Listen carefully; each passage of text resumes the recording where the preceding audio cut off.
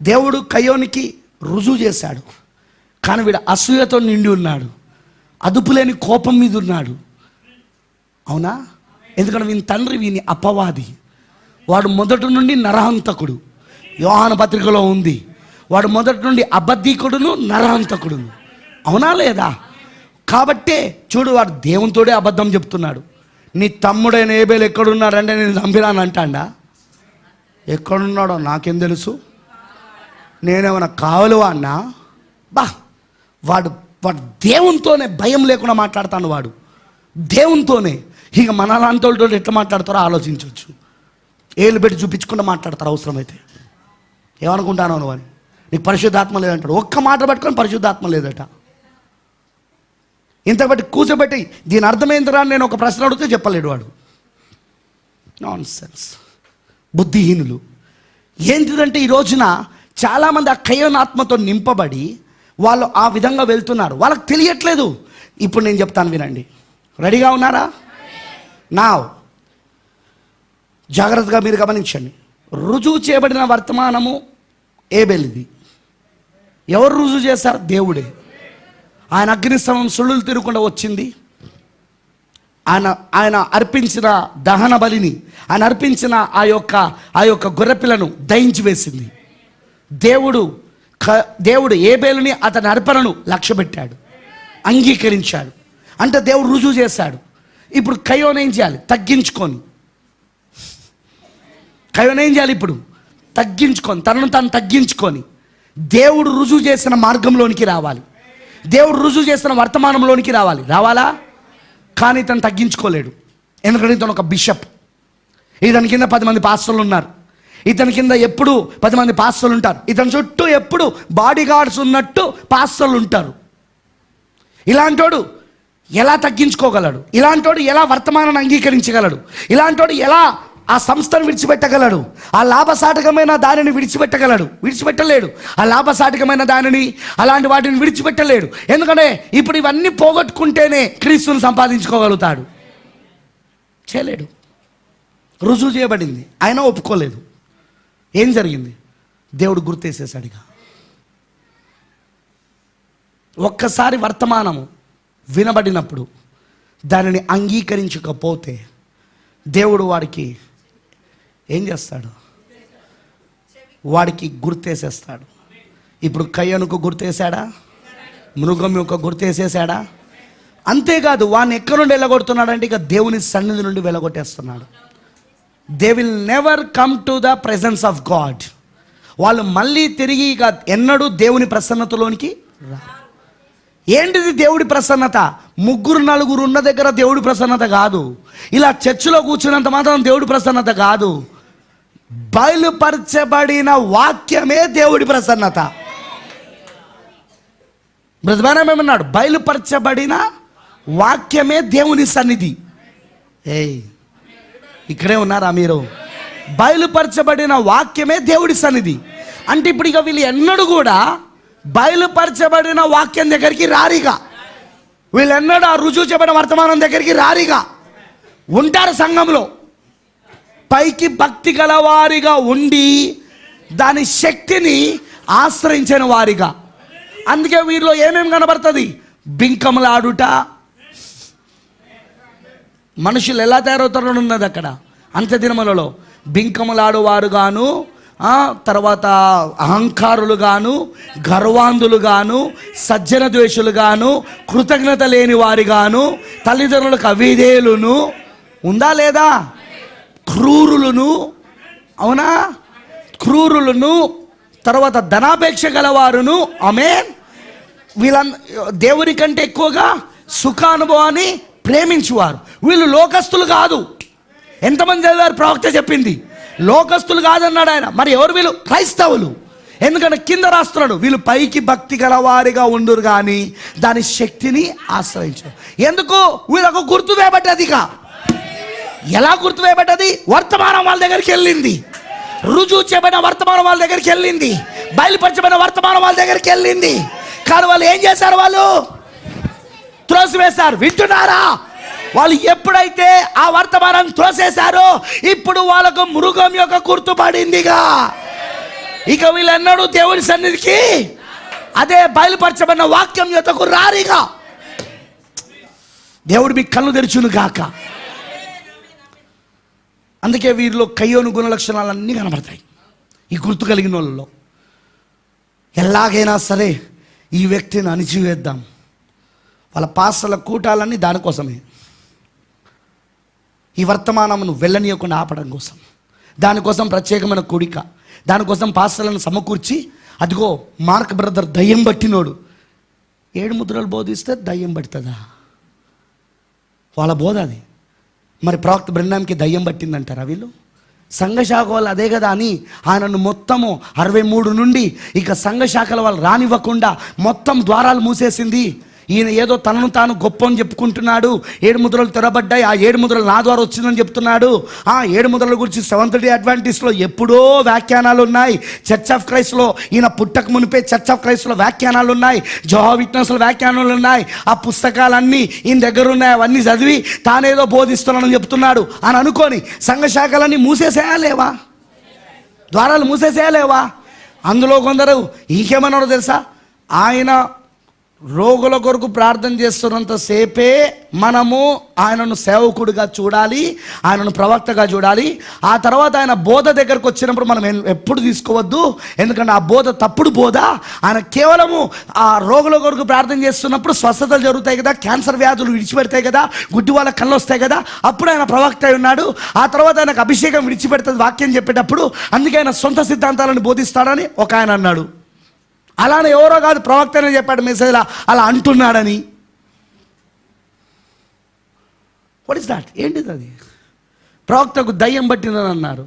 ఈరోజు ప్రవక్త వర్తమానం బోధిస్తున్నాను, నాలాంటోడికి దయ్యం పట్టిందని ప్రచారం చేస్తున్నారు సేవకుల మధ్యలో. పాపం, ఎంత అమాయకులండి.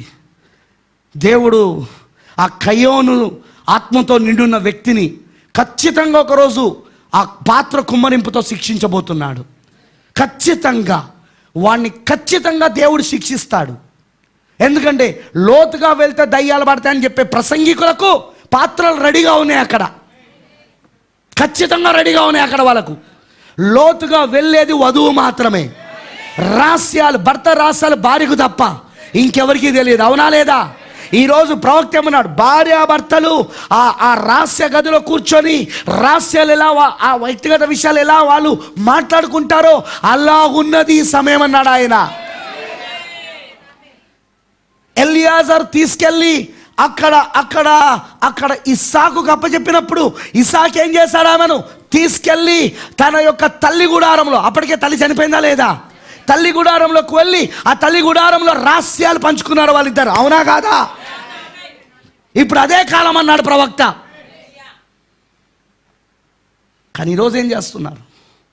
దయ్యం పట్టింది, ఆ వర్తమానాలు వినొద్దు, ఆ మెసేజ్లు మీరు చదవద్దు, అవన్నీ అక్కర్లేదు మనకు అని మాట్లాడుతూ చాలామందిని ఈ కయ్యోనులు తప్పిస్తున్నారు మార్గం నుండి. కానీ దేవుడే తన వారిని ఎరుగున్నాడు ఆయన. వాళ్ళు ఎంత ప్రయత్నించినా వధువు మోసపోదు. That is a wonderful quote. అది నాకు చాలా ఇష్టమైన మాట అది. ఎందుకంటే ప్రవక్త అన్నాడు, thus say the holy ghost, పరిశుద్ధాత్మ ఇలాగూ సెలవిస్తున్నాడు, వధువు మోసపోదు. వధువుని మోసపరచలేరు ఎవరు కూడా. మోసపోయేది వధువే కాదు అసలు. వధువు మోసపోదు, మోసపోయేది వధువు కాదు. రాప్చర్ మెసేజ్లో చెప్పాడా? ఎత్తబడ్డ వర్తమానంలో చెప్పాడా? 4 వధువుల గురించి చెప్పాడా? చెప్పాడు. ఆదాము వధువు గురించి, యెహోవా యొక్క ఇజ్రాయెల్ అనబడుతున్న యెహోవా యొక్క వధువును గురించి, అలానే పెంతెకోస్తు పండుగ రోజు ఏర్పరచుకున్న వధువును గురించి. ఈ 3 వధువులు పడిపోయాయి. అవునా? ఈ 3 వధువులు వారికి భార్యగా మారకముందే పడిపోయారు. అవునా? వారికి భార్యగా మారకముందే వాళ్ళు మోసగించబడ్డారు. అవునా? కానీ ఇప్పుడు వస్తున్న 7వ సంకాలం వధువు, ఆమె వధువే కాదు, ఇప్పుడు ఆయన భార్య కూడా. ఆయన విత్తనాన్ని ఆమె గర్భములో మోసుకొని, హల్లెలూయా, భార్య అని ఎప్పుడన్నా పడుతుంది? భర్త యొక్క విత్తనాన్ని గర్భంలో మోసినప్పుడు. ఆమె ఖచ్చితంగా వాక్యము ద్వారా గర్భవతి అవుతుంది. ఆమె వాక్యం ద్వారా గర్భవతి అయి ఎవరిని కంటది? ఆమె వాక్యానికి అంటది. ఆమె క్రీస్తుని కంటది. ఆమె సింహాసనం మీద కూర్చొని 1000 ఏళ్ళు పరిపాలిస్తుంది. ఆమె ఆమేన్, హల్లెలూయా, ఆమేన్. ఎస్తేర్ ఎలాగైతే 120 ఆస్థానాలకు రాణిగా ఉండి పరిపాలించిందో, ఈమె కూడా ఎస్తేర్ వలె అక్కడ పరిపాలించబోతున్నది. అక్కడ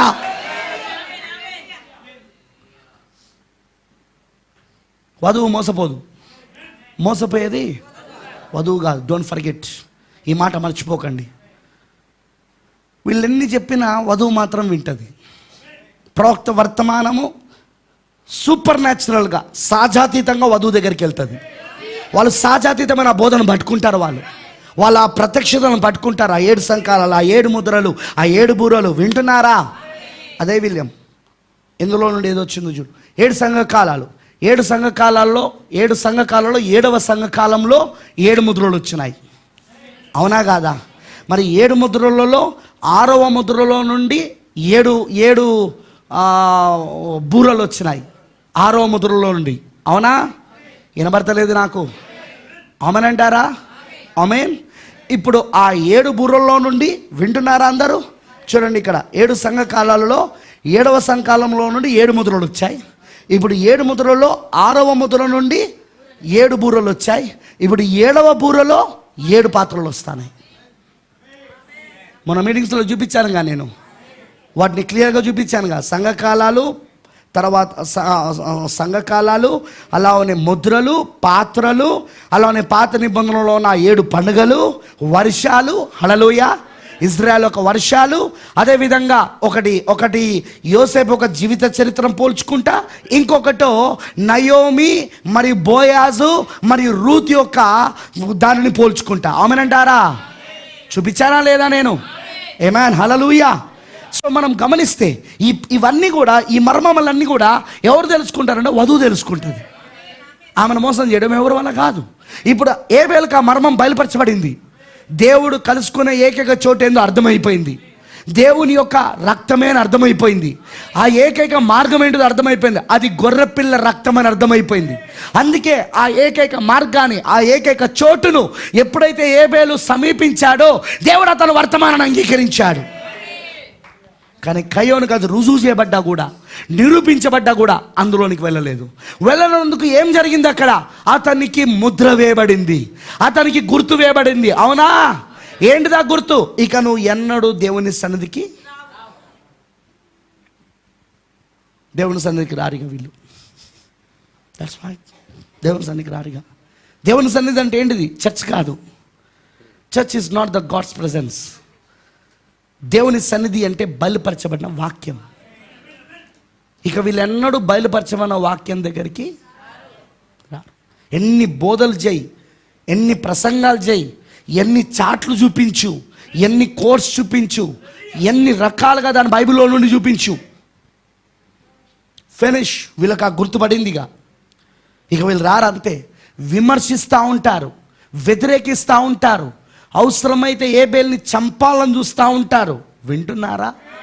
చాలా ద్వేషముతో నిండిపోయి ఉంటారు, చాలా కోపముతో నిండిపోయి ఉంటారు, తప్పుడు బోధలన్నీ చేస్తూ ఉంటారు, తప్పుడు ప్రచారాలన్నీ ప్రచారిస్తూ ఉంటారు. అలా చాలామందిని నరకంలోకి తీసుకెళ్తారు వీళ్ళు. వీళ్ళ ఆత్మ నుండి, వీళ్ళ యొక్క ఆత్మ నుండి తప్పించబడిన వాడు ధన్యుడై ఉన్నాడు. వాళ్ళ బోధ నుండి తప్పించబడిన వాడు ధన్యుడై ఉన్నాడు. అక్కడ గమనించండి. ఇప్పుడు దేవుడు తన పాత్రను ఆది కాండంలో ఎవరిపైన కుమరిస్తున్నాడంటే ఆ మృగం యొక్క గుర్తు కలిగిన వానిపైన. ఆమెనంటారా?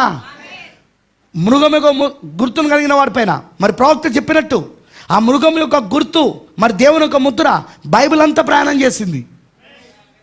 చివరికి అది ప్రకటనలో ముగించబడతా ఉన్నది.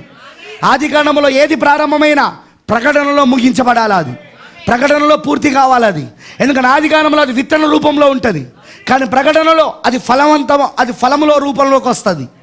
ఆమెనంటారా? అర్థమైన వాళ్ళంతా రామ చెప్పండి. ఈరోజు మనం చూస్తున్న ప్రతిదీ కూడా ఆది కాండంలోనే ప్రారంభమైంది.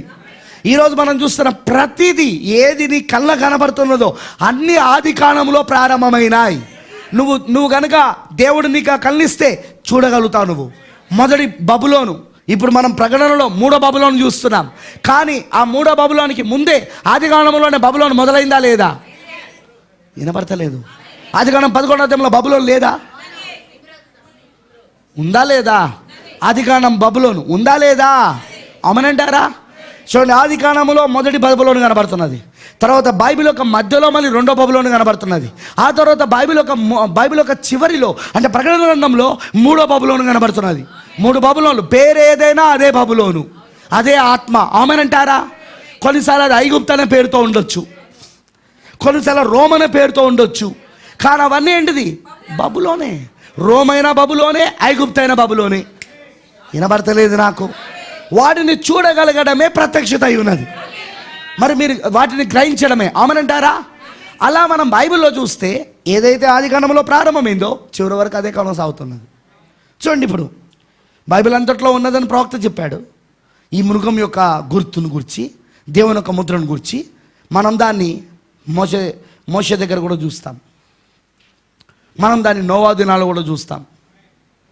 నోవా దినాలలో నోవా వర్తమానాన్ని ప్రకటించాడు. It's a mystery message. ఎంతమంది తెలుసు అది మర్మమై ఉన్న వర్తమానం అని? తెలుసా మీకు అది?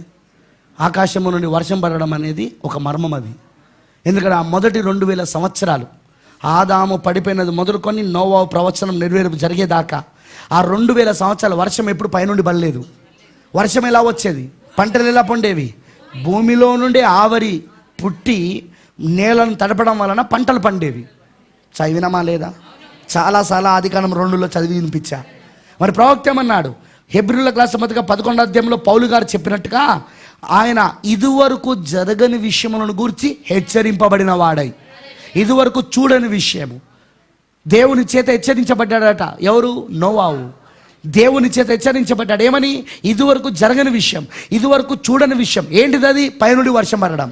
అందుకే ప్రవక్త ఏమన్నాడు మెసేజ్లో, ఆ రోజున నోవా దినాలలో వాళ్ళ టెక్నాలజీ ఎంత గొప్పదంటే వాళ్ళు అప్పుడు ర్యాడర్లు పైకి పంపి అసలు కనీసం అక్కడ నీరు కాదు కదా, కనీసం అక్కడ తేమ కూడా లేదని నిరూపించారు. But the profits నోవాస్ message is the mysterious message. కానీ ప్రవక్త నోవా వర్తమానం అది మర్మమైన వర్తమానం. అది మర్మమైన ప్రజలకు తప్ప ఇంకెవరికి అర్థం కాదు అది. ఎందుకంటే అది సూపర్ న్యాచురల్ ప్రీచింగ్, అది సహజాతీతమైన ప్రసంగమై ఉన్నది. అది సైన్స్ ఒకవైపు రుజువు చేస్తున్నది. వీళ్ళు చెప్తున్నది అబద్ధం, నోవా చెప్తున్నది అబద్ధం. 120 సంవత్సరాలు నోవా వర్తమానాన్ని ప్రకటించాడు. ఎందుకంటే అప్పుడు ఒక్క తరం 120 సంవత్సరాలు. అప్పుడు బైబిల్ ఏమంటుందంటే నోవాహు తన తరము వారికి సువార్త ప్రకటించనుంది. బైబిల్లో 120 సంవత్సరాలు ప్రకటించాడు, అవునా? కానీ 120 సంవత్సరాలు సైన్స్ రుజువు చేస్తూనే ఉన్నది. ఏమని? అదిగో నోవా చెప్పే తప్పు అని. కానీ నోవా ఏమంటున్నాడు? It's a mystery. అది మర్మమై ఉన్నది. అది మీకు తెరవబడదు. అది ఏర్పాట్లో ఉన్న వాళ్ళకే తెరవబడుతుంది. అది అంతేగా దేవుడు దీన్ని రుజువు చేయబోతున్నాడు. చివరికి నోవాహు చివరి సూచన నోవాహుకి ఏంటిదంటే హానోకు ఎత్తబడుట. హానోక ఆ గొప్ప పిరమిడ్ని, గొప్ప పిరమిడ్ని గాజాలో కట్టాక, వింటున్నారా? ఆ గాజాలో కట్టాక, ఆ చివరి ఆ పిరమిడ్ కట్టాక హానోకు ఎత్తబడ్డాడు. చెప్పాడుగా ప్రవక్త 3 బైబిల్ ఉన్నాయని. నేను అందుకే మధ్యలో చెప్పే మీటింగ్లు కూడా మర్చిపోవద్దు. వాటిలో నేను చాలా ఇంపార్టెంట్ విషయాలు బోధిస్తున్నాను. 3 బైబిల్ ఉన్నాయి. ఒకటి ఆకాశంలో, ఆయన దేనిలో పెట్టాడు? ఆయన రాశులలో పెట్టాడు. ఆయన రాశి చక్రంలో మొదటిది కన్య. అది మొదటి రాకడం సూచిస్తూ ఉన్నది. రాశి చక్రంలో ఆ చివరి రాశి ఏంటంటే సింహము. ఆయన యొక్క చివరి రాకడం చూపిస్తూ ఉన్నది. అది ఆమెనంటారా? అర్థమైన వాళ్ళు రామని చెప్పండి. సింహము రాకడం చూపిస్తూ ఉన్నది. ఆమెనంటారా? సింహముగా వచ్చాడా ఆయన? 1963లో ఎట్లా వచ్చాడా ఆయన? గొర్రెపిల్లగా వచ్చాడా? సింహంగా వచ్చాడా? ఎందుకంటే ఆయన వచ్చి సింహం వల్లే ఆర్భాటించాడని ఉంది బైబిల్లో. గొర్రెపిల్ల సింహం వల్లే ఆర్భాటించగలదా? అది సింహం వల్లే ఆయన గర్జించగా, ఆయన ఆర్భాటించినప్పుడు 7 ఉరుములు వాడి శబ్దములు పలికినాయి అక్కడ. ఆమెనంటారా? అర్థమైన వాళ్ళందరూ ఆమె చెప్పండి. సో మీరు గమనిస్తే ప్రేమైన దేవుని పిల్లలారా, అది మొదటి బైబిల్. అది రెండో బైబిల్ హానోకు పిరమిడ్గా తయారు చేశాడు. It's a pyramid message, it's a mystery message. అందుకే ఇప్పుడు జలప్రలయం తర్వాత ఐగుప్తీయులు, జలప్రలయం తర్వాత నేను మాట్లాడేది, జలప్రలయం తర్వాత ఈజిప్షియన్స్, ఐగుప్తులు పిరమిడ్లు కట్టారు. అందుకే ఐగుప్తు దేశం నిండా పిరమిడ్లు కనబడతాయి. ఇప్పుడు మనం కనుక గూగుల్ సెర్చ్లో చూస్తే కానీ అన్నిటికంటే పురాతనమైన పిరమిడ్ ఏదంటే హానోకు కట్టిన గాజాలోని ఆ గొప్ప పిరమిడ్. దానికి గ్రేట్ పిరమిడ్ అని పేరు. మీరు కావాలంటే ఒకసారి ఇంటర్నెట్కి వెళ్ళి సెర్చ్ చేయండి, గ్రేట్ పిరమిడ్ అని రాయండి. మీకు గ్రేట్ పిరమిడ్ అంటే అన్ని పిరమిడ్లు చూపించదు, గాజాలో ఉన్న పిరమిడ్నే గ్రేట్ పిరమిడ్ అంటారు. దానికి కారణం ఏంటంటే ఈ మధ్యలో ముఖ్యంగా సైంటిస్టులు కనుగొన్నది ఏంటంటే అన్నిటికంటే ముందు కట్టబడింది ఈ పిరమిడ్ అని, ఇది జలప్రలయంలో నుండి వచ్చిందని. ఈ పిరమిడ్ జలప్రలయానికి ముందే కట్టబడింది. దీన్ని ఎవరు కట్టారో వాళ్ళకి తెలియదు. అందులో ముఖ్యంగా దానిపైన తలరాయి పెట్టబడలేదు. ఓకేనా? తలరాయి పెట్టబడలేదు, తలరాయి పెట్టలేదు ఎవరు? హానోకు. ఎందుకంటే ఇంకా తలరాయి రాలేదు. ఇప్పుడు మనం పెట్టొచ్చు, ఇప్పుడు మనము పెట్టొచ్చు, ఎందుకంటే తలరాయి వచ్చింది. వచ్చిందా 63లో? వచ్చిందా 63లో? అయితే మీరు గమనించాల్సిన విషయం ఏంటంటే, బాగా జాగ్రత్త వినండి నేను చెప్పేది. ఇది it's a very important thing.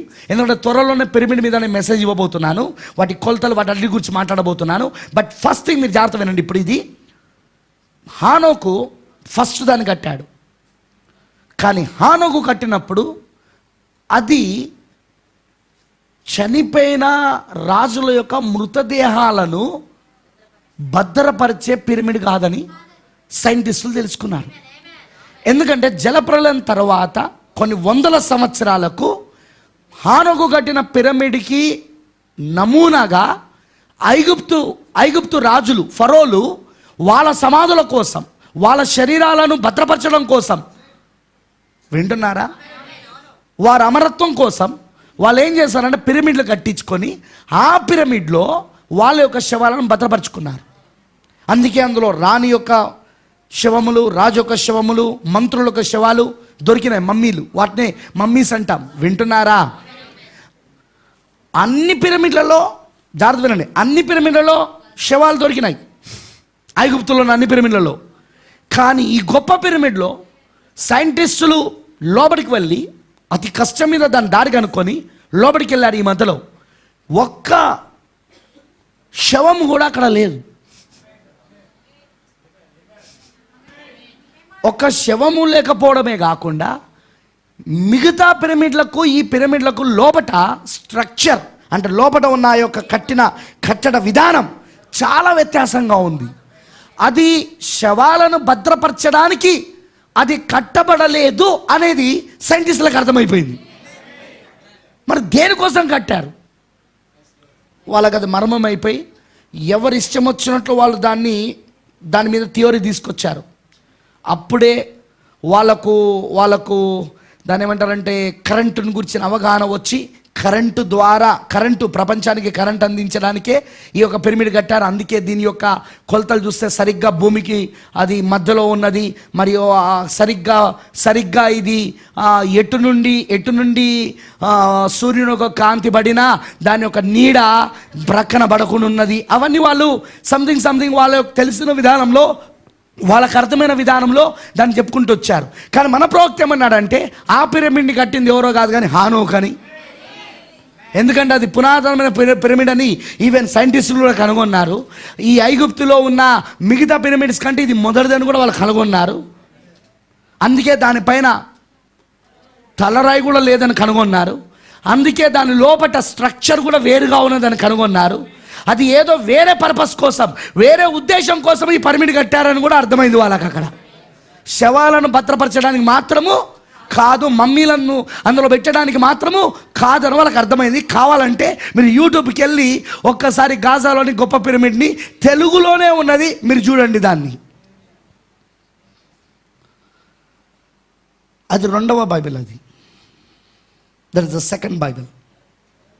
ఆ పిరమిడ్ ఎప్పుడైతే ఆ మిస్టరీ, ఆ పిరమిడ్ మిస్టరీ బావినండి, ఆ పిరమిడ్ మర్మము ఎప్పుడైతే హానోకు వచ్చిందో హానోకు అదృశ్యమైపోయాడు. ఈ వధువు కూడా ఎప్పుడైతే ఈ పిరమిడ్ యొక్క వర్తమానము ప్రత్యక్షత వస్తున్నదో ఈమె కూడా ఇక్కడ నుండి అదృశ్యం కాబోతున్నది. ఆమేన్. అర్థమైన వాళ్ళందరూ ఆమేన్ చెప్పండి. అర్థమైన వాళ్ళందరూ ఆమేన్ చెప్పండి.